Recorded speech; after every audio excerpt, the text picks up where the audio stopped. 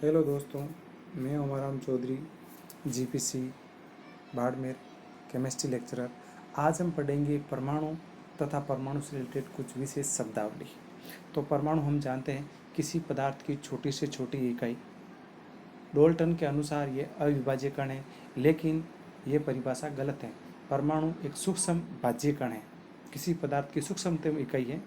और परमाणु के अंदर मुख्यतः 3 प्रकार के इसके मुख्य कण हैं: इलेक्ट्रॉन, प्रोटॉन, न्यूट्रॉन। परमाणु उदासीन होता है और परमाणु के अंदर विशेष रूप से जो है प्रोटॉनों की संख्या इलेक्ट्रॉनों की संख्या बराबर होती है। इसी कारण परमाणु उदासीन होता है। परमाणु जो है बहुत ही अधिक क्रियाशील है, क्योंकि इसके पास बहुत अधिक ऊर्जा होती है। परमाणु के हम मुख्य रूप से 2 भाग कर सकते हैं। एक होता है कोश और दूसरा भाग है जो जिसको हम कहते हैं नाभिक। नाभिक परमाणु का एक छोटा सा भाग है और ये बीच से का केंद्रीय भाग है। इसकी खोज रदरफोर्ड ने की थी। और ये नाभिक का जो है जब नाभिक ये जो परमाणु का भाग नाभिक है, जहाँ परमाणु का सारा द्रव्यमान उपस्थित रहता है। और नाभिक में 2 प्रकार के कण पाए जाते हैं, प्रोटॉन और न्यूट्रॉन। और दूसरा भाग जो है नाभिक चारों ओर का, जिसे हम कोश के नाम से भी जाना जाता है, यह वर्ताकार तथा दीर्घ वर्ताकार होता है, जिसको ऊर्जा स्तर भी कहते हैं। नाभिक के पास वाला पहला कोश, उससे आगे दूसरा कोश। कोश को मुख्यतः n से दर्शाते हैं। n बराबर 1 यानी प्रथम कोश, n बराबर 2 यानी दूसरा कोश, n बराबर 3 यानी तीसरा कोश।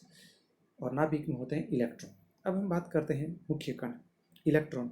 इसकी खोज जे थॉमसन ने की थी और इसको हम स्मॉल e से दर्शाते हैं। और इस पर आवेश का मान होता है, आवेश जो ऋणात्मक है, -1.6 × 10⁻⁻19 कूलम होता है।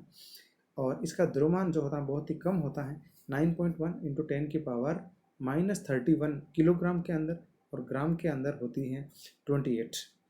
और परमाणु इलेक्ट्रॉन है, ये इलेक्ट्रॉन बाहर जा सकते हैं और अंदर भी आ सकते हैं। दूसरा कण है प्रोटॉन, धनात्मक कण, +1 आवेश। खोज गोल्डस्टीन ने की थी। द्रव्यमान जो होता है वो होता है 1.672 की पावर गुणा 10⁻⁻24 ग्राम या -27 किलोग्राम होता है। और प्रोटॉनों की संख्या के बराबर ही परमाणु क्रमांक होते हैं और इसके बराबर ही इलेक्ट्रॉनों की संख्या होती है। यानी किसी भी परमाणु में 3 जो चीज़ें फिक्स बराबर होती हैं: प्रोटॉन, इलेक्ट्रॉन, परमाणु क्रमांक। किसी के परमाणु क्रमांक 11 है, इसका मतलब प्रोटॉनों की संख्या भी 11 है और इलेक्ट्रॉनों की संख्या भी 11 है। और प्रोटॉन H+ भी दर्शा सकते हैं हम इसे। और न्यूट्रॉन सबसे भारी कण है परमाणु के अंदर पाए जाने वाला, नाभिक में पाया जाता है। इसी के न्यूट्रॉनों के कारण ही नाभिक की विखंडन अभिक्रिया होती है और यह उदासीन है। इसकी खोज जेम्स चैडविक ने की थी। यह जो है प्रोटॉन से थोड़ा भारी कण है। ये उदासीन होने के कारण इसकी खोज देर से हुई है। अब इससे रिलेटेड कुछ हम सिद्धांत पढ़ते हैं और शब्दावली है। कोश जैसे K प्रथम कोश, L द्वितीय कोश, M तीसरा कोश, N चौथा कोश, O ये पांचवा कोश। इस तरीके से यह अभिक्रिया चलती रहती है। और कोश का छोटा भाग है उपकोश। जितनी कोश संख्या है उतने उपकोश होते हैं। जैसे कि प्रथम कोश है, इसमें एक ही उपकोश होगा, वो है S, और S में भी 1s। L दूसरा कोश, इसमें 2 उपकोश होंगे, 2s और 2p। और तीसरा कोश M है, तीसरा कोश इसका मतलब इसमें 3 उपकोश होंगे, S P D। हमेशा हर कोश S से शुरू होगा, फिर उसके बाद P, उसके बाद D। किसी भी कोश में इलेक्ट्रॉनों की संख्या होती है 2n²। n यहाँ पर है कोश संख्या। जैसे n बराबर 1 2 इलेक्ट्रॉन, n बराबर 2 8 इलेक्ट्रॉन, n बराबर 3 18 इलेक्ट्रॉन, n बराबर 4 32 इलेक्ट्रॉन। उसके बाद आता है परमाणु क्रमांक, जिसको हम Z से दर्शाते हैं। किसी भी तत्व में पाए जाने वाले प्रोटॉनों की संख्या उस तत्व की क्या कहलाता है? परमाणु क्रमांक।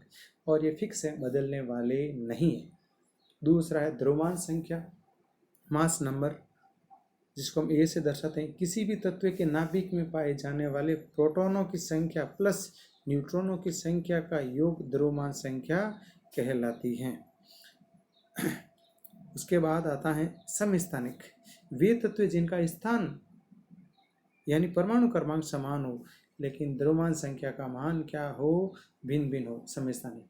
एक बात विशेष तौर से ध्यान रखना है, समस्थानिकों को आवर्त सारणी में किसी प्रकार का कोई स्थान नहीं दिया गया है। जैसे हाइड्रोजन के 3 समस्थानिक, हाइड्रोजन, ड्यूटेरियम, प्रोटियम। कार्बन के भी समस्थानिक होते हैं, ऑक्सीजन के भी समस्थानिक होते हैं। हाइड्रोजन एकमात्र हाइड्रोजन तत्व के समस्थानिकों का नामकरण कर पाया गया है। बाकी का समस्थानिक, हाइड्रोजन में प्रोटॉन, प्रोटियम समस्थानिक में न्यूट्रॉन नहीं पाए जाते हैं।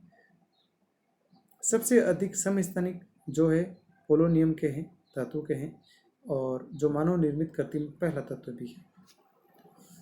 उसके बाद हम पढ़ते हैं कोष। ये नाभिक के चारों ओर का मैंने बताया था, द्विविमीय भाग है जहाँ इलेक्ट्रॉन दीर्घ वर्ताकार कक्षाओं के साथ साथ वर्ताकार कक्षाओं में चक्कर लगाते हैं। कोष जो है, पहला जैसा कोष का नाम है, पहला कोष है वो छोटा है, कोष संख्या 2 है तो बढ़ जाएगा, तीसरा है तो बढ़ जाएगा। सबसे पहले हम इलेक्ट्रॉन पहले कोष में भरते हैं क्योंकि उसकी ऊर्जा क्या है, हमेशा ही कम होती है। उसके बाद हम पढ़ते हैं उपकोष। उपकोष कोष के छोटे भाग को हम उपकोष के नाम से जाने जाते हैं और उपकोष मुख्यतः 4 होते हैं, एस उपकोष, पी उपकोष, डी उपकोष और एफ उपकोष। ओके, और प्रथम जो एस उपकोष में 1 कक्षक है, पी उपकोष में 3 कक्षक है, डी उपकोष में 5 कक्षक है और एफ उपकोष में 7 कक्षक है। किसी भी कक्षक में पाए जाने वाली इलेक्ट्रॉनों की जो संख्या होती हैं वो किसी भी कक्षक में 2 से अधिक इलेक्ट्रॉन नहीं हो सकते हैं और वो इलेक्ट्रॉन हमेशा विपरीत चक्रण वाले ही होंगे। ओके, ये चीज़ें थी परमाणु से रिलेटेड, इलेक्ट्रॉन, प्रोटॉन, न्यूट्रॉन, जो है कोष, उपकोष। एक बात होता है नाभिक, इसकी खोज रदरफोर्ड ने की थी। एल्फा कणों के प्रकीर्ण वाले प्रयोग से इसकी खोज हुई थी। जब एल्फा कणों को सोने की पन्नी में से गुजारा तो अधिकांश एल्फा कण सीधे सीधे पास हो गए थे। कुछ एल्फा कण जो नाभिक के पास से गुजरे थे वो अपने मार्ग से विचलित हो गए थे। एल्फा कण धनावेशित कण थे और नाभिक भी धनावेशित था, इसलिए इनमें प्रतिकर्षण हुआ और परमाणु के बीचों बीच वाला छोटा सा केंद्रीय भाग जिसको रदरफोर्ड ने नाभिक का नाम दिया था। परमाणु का अधिकांश भाग क्या है, खाली है। तो इस प्रकार से नाभिक की खोज हुई थी। Thank you.